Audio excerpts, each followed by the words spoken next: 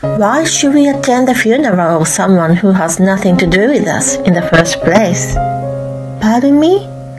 What does she mean by nothing to do with them? We don't have time to attend a stranger's funeral. You go ahead and have it on your own. Later, when I returned home from the funeral, I saw a file on the table. Divorce papers. At that moment, I made up my mind to cut off all ties with my husband and his family. I would use that money only for me and my mother. My name is Amelia, a 30-year-old office worker. My husband Joe and I have been married for 3 years. He and I met on a dating app. He carried himself in a gentle and calm manner that I thought if I was with him, I would be able to spend peaceful and happy times. We exchanged our numbers and went on a series of dates. As expected, he was always kind, and I found him very comforting. He took very good care of me, and I seriously considered marrying him. It was fortunate that he thought the same and proposed to me. Of course, I accepted immediately, and so we were engaged and immediately went to greet each other's parents. We first met with mine. Both my mom and dad felt comfortable with his gentle personality and rejoiced in our engagement. Next, we went to greet his family. In addition to his parents, his sister Erin, who still lived with them, was present. They seemed to be a close-knit family, and Joe was smiling more than usual. I loved him more when I found him not only kind, but also family-oriented. I was excited about marrying him, imagining that we would have a very happy and joyful family with children. However, I had one complaint. It was about a wedding. He and I had talked a lot about it and were making all kinds of preparations. But then his mother, Leah, and Erica meddled with us. At first, he just mentioned her in the conversations like, "My mom suggested this." I was grateful for more ideas, so I listened quietly.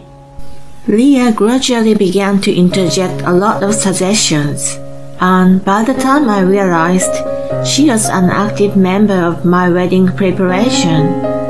I wanted to make the decision along with Joe, and was annoyed with her presence, but of course I couldn't ask her to leave.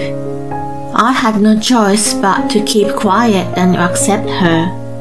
Then even Erin started to join in and eagerly shared her ideas for my wedding. When I told them what I had in my mind, they disagreed and suggested doing it their way. I was frustrated as it was my wedding, but Joe agreed with them. I thought if he liked their suggestions, then I should have let him have it his way. The worst part was when it came to my wedding dress. I already had decided which one to wear. When I tried it on for the first time, it looked really good on me, and I loved it. But Leah and Erin criticized me for being tacky. They brazenly spoke out whatever was in their mind, like it was out of the question to wear such a dress, and it blurred my body line that I looked like an old lady. They picked out a dress and forced me to wear it. It was not my style, and I could see that it didn't suit me at all. I told Joe about it, but he didn't take my side and said his mom and sister went out of their way to choose it for me. This was definitely disappointing for me. It was our wedding, but why couldn't he respect my opinion? Otherwise, he was dependable as he took the initiative of doing the housework and cooking for us. We were already living together at that time, and I loved him so much that I had no desire to leave him. I ended up wearing the dress Leah and Erin picked out for me during the ceremony, and the dress I liked was worn for the reception. Leah and Erin looked pleased, but when I asked my friends about it later, they all said the other one looked much better on me.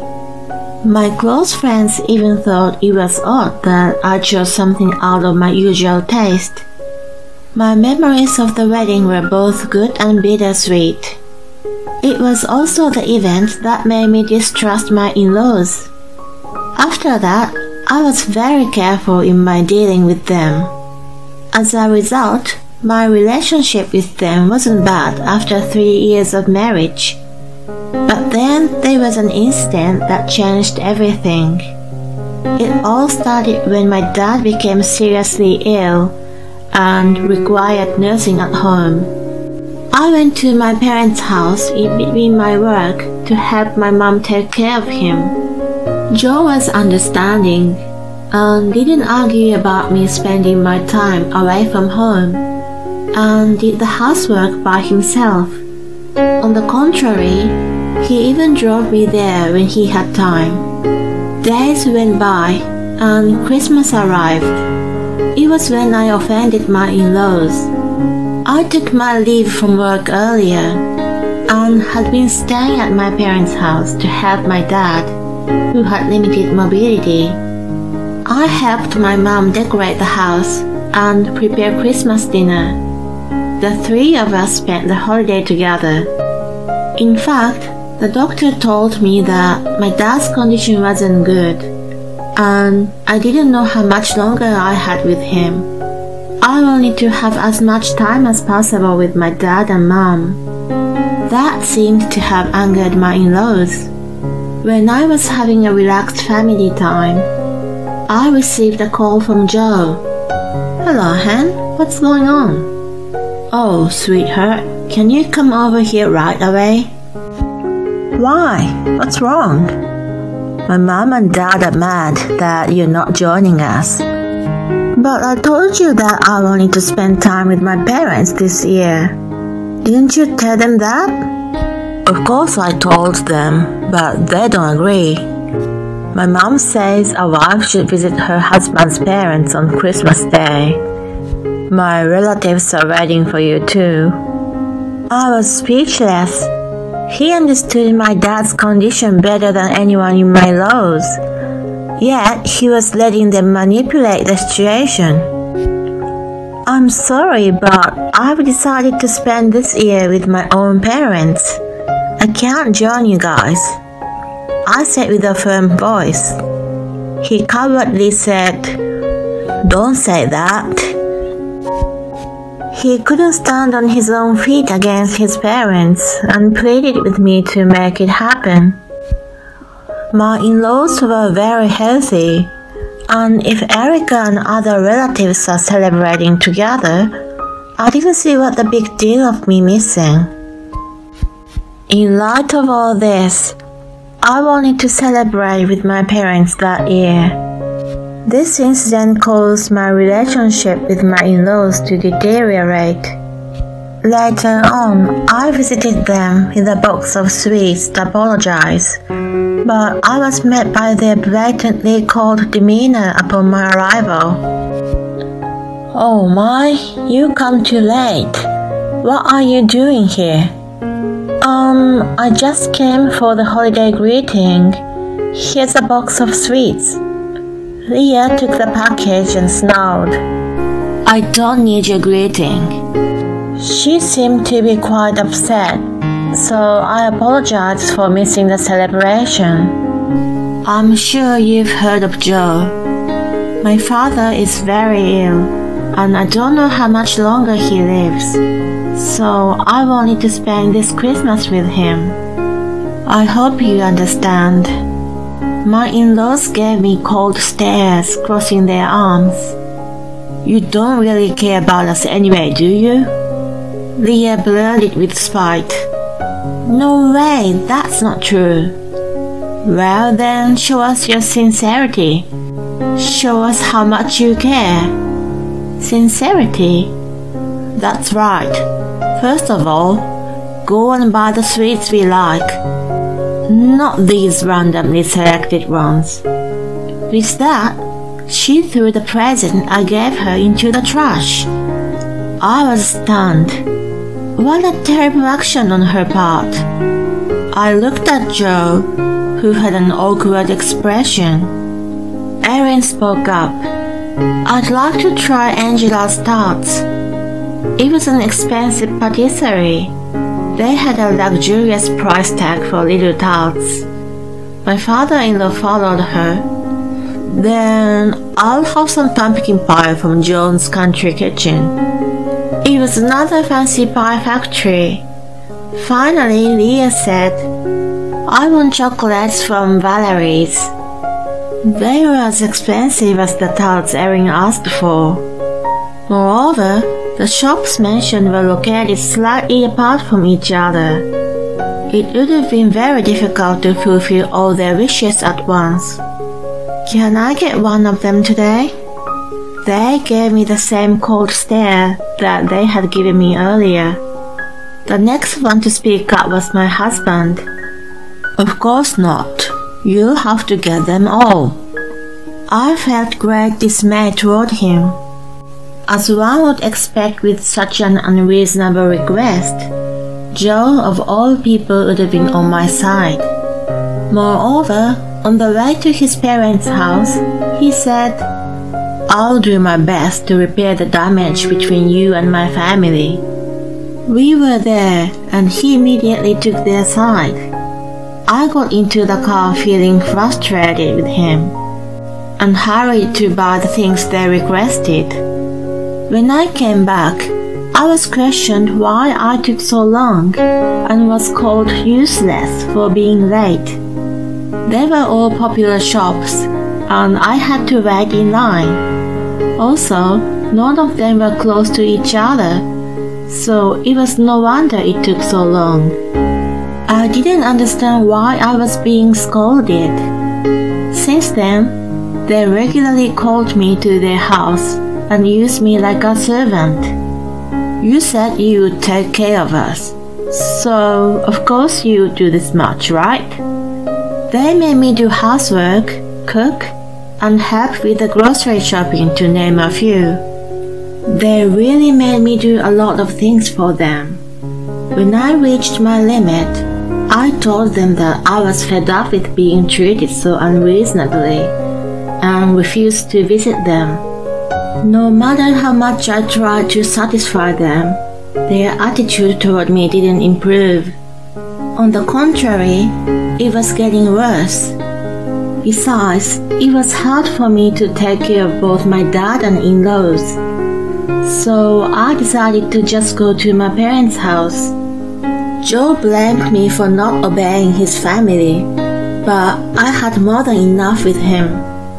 I made it clear to him that I didn't deserve to be treated like a housekeeper or a slave any longer. My in-laws were apparently complaining about me, but I ignored them and focused on my dad's care. In the meantime, his condition worsened, and he was rushed to the hospital. Unfortunately, he couldn't be saved this time and passed away. My mom and I were both devastated, but we had a lot of work to do, like preparing for the funeral. We pushed our feelings aside until at least after the arrangements were made. While we were both busy, I called Joe and explained the situation. He was just at his parents' house, and I asked them to attend the funeral. He agreed, but then a few minutes later, he called me back. When I picked up the phone, Leah's voice came out. "Hello, is this Amelia?" "Hi, Leah. Is everything okay?" "Who do you think you are?" "Pardon me?" "You're so superior, suddenly asking us to come to your funeral." "Oh, no, I didn't mean..." "Why should we attend the funeral of someone who has nothing to do with us in the first place?" "Pardon me? What does she mean by nothing to do with them?" we don't have time to attend a stranger's funeral. Stranger? Joe and I are married, so we are family. Yes, a useless daughter-in-law like you is a stranger. So your parents are also strangers. We don't care about your father's funeral. You go ahead and have it on your own. Then she hung up the phone. I was in shock. I sent a message to Joe in a panic, but he replied, "My parents say I don't have to go, so I'm not coming either." I was flabbergasted that I read the message over and over again. He sounded not to have his own will. I was amazed that he was so under his parents' thumb. I focused on my dad for the time being, and my mom and I went ahead with the funeral. When my relatives asked me why Joe and his family were not present, I gave them an honest answer. Everyone was furious and said I should disassociate myself from such people. I was thinking about divorce too. When I got home, I needed to have a talk with Joe. Later, when I returned home from the funeral, I found a file on the table. I was surprised to see there were divorce papers inside. Joe's part was already filled in. The witness column had the name of his relatives. Joe was not at home, and I didn't even get a chance to talk to him. I was sure this was his intention. At that moment, I made up my mind to cut all ties with him and his family. If that was what he wanted, I wasn't going to hesitate. I immediately contacted a divorce lawyer, packed my belongings, and went back to my parents' house. My mom was listening to the phone conversation at the funeral. When I told her about the divorce, she welcomed me back warmly, saying, "I'm glad this would save you from more trouble." I was honestly glad to leave Joe at this point in my life. If I had stayed married to him, my dad's inheritance would have ended up in my in-laws' hands. It was only for my mom and me. A few days later, when I was spending peaceful days with my mom, I received a call from Joe. "Hey Amelia, how long are you going to be gone?" "What are you talking about? I've already left you." He sounded so dumb. "What do you mean you left me?" "The divorce papers you left behind. That was your intention, wasn't it? I've had enough with you guys, so I've filed them." "Oh no, seriously?" "I did it because my parents told me to use it to scare you. I had no intention of actually divorcing." I was utterly disgusted. "You really don't have your own opinion, do you? It's a good thing I left you." He was apparently calling me from his parents' house, and I was on speaker. The voice on the phone changed to Leah. "Hey, what a selfish person you are." "What do you mean?" "You're the one who made me use divorce, aren't you?" "I just did what you wanted me to do and filed it." "You're such an arrogant daughter-in-law." "I am not anymore." "Shut up. It's unbelievable that you filed for divorce before we've even spoken about the division of property and stuff. Didn't you inherit a fortune when your father died? Give us half of that money. Joe was still your husband when he died. He will get half of the property." "I see, so we'll split it 50-50. "That's right. How much did you inherit?" $300,000. "Oh my gosh." The full family shouted with joy when they heard the large sum. Joe then will receive $150,000. "If we get that much money, we don't need you anymore. After you transfer it to us, you can go on living your life as you please. They were beyond belief selfish and bunch of airheads. What are you talking about? My father's inheritance is not part of the property division. It's all mine. And besides, do you remember calling me and my parents strangers? I don't have any money to spend on others. Too bad for you, but let it go. The other end of the phone suddenly quieted down. No way. Are you sure we won't get a penny? Yes, I'm sure. Never mind the money. Isn't it good enough to get rid of a bratty daughter-in-law like me? As soon as I said it, Leah changed her attitude and started to implore me. Amelia, dear, everything we've said and done so far is just a prank, you know. It's like a surprise that took a long time. That's right, we consider you family. Such a blatant lying was heinous. It's only a matter of time before I never have to deal with these people again. I'm hanging up now. If you show up at my house, I'll call the police right away. They fell silent. I hung up the phone and blocked the calls. Then, just to be safe, my mom and I sold the house and moved out. I was glad we did. My ex-in-laws broke the window of the house and burst in with some weapons to get money from me, all from resentment. There was someone else already living there, so they were immediately arrested. As a result, Joe, his father, and Erin lost their jobs, and the whole family is unemployed and living a miserable life now. I, on the other hand, signed a contract with my mom for a reasonably priced rental apartment. My dad's inheritance will be used to fund my retirement, and I am leading a peaceful and tranquil life. I will continue to work hard and live a happy life with my mother.